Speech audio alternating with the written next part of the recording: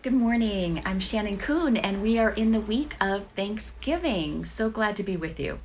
This is our last week of morning moments for now. We're going to be taking a pause during Advent, and that will give you the opportunity to read the Advent Devotional, which you'll be learning more about soon. This week, we're going to focus on a rich word from the New Testament. In Luke's Gospel, we read about Jesus' Passover meal with his disciples, which we have since come to call the Last Supper. And here's how Luke records it. He says, Jesus took bread, gave thanks, and broke it, and gave it to them. In the original Greek language, he gave thanks is the word Eucharisteo. It is where we get our English name Eucharist for communion. And actually, the Greek word Eucharisteo has lots of depth to it. And that's what we're going to focus on in our morning moments all week.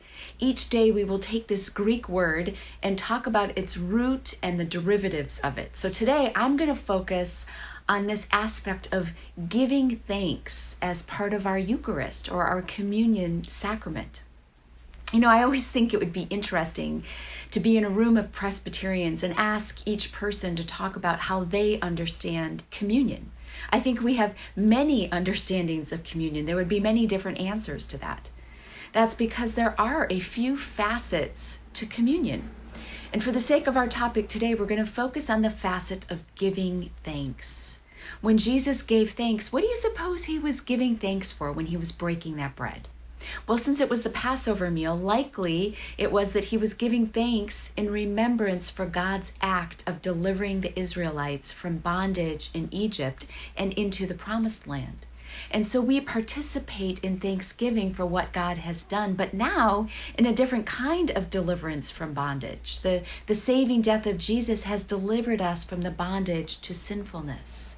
Part of the words Jesus uses in his address during this meal was the exhortation for us to do the same in remembrance of him. So when we give thanks during communion, we are remembering through the bread and the juice to give thanks to God for all of the blessings God has bestowed on us as a result of the ultimate act of love, Jesus' death on our behalf. Eucharisteo means giving thanks. As we go into this week of Thanksgiving, may we remember where our true blessings originate, and may we have the hope that God will continue to walk with us through our discipleship journey, and that we will have many more things during this journey to give thanks for. May you have a great beginning to your week as you continue to remember all the things that you have to be thankful for.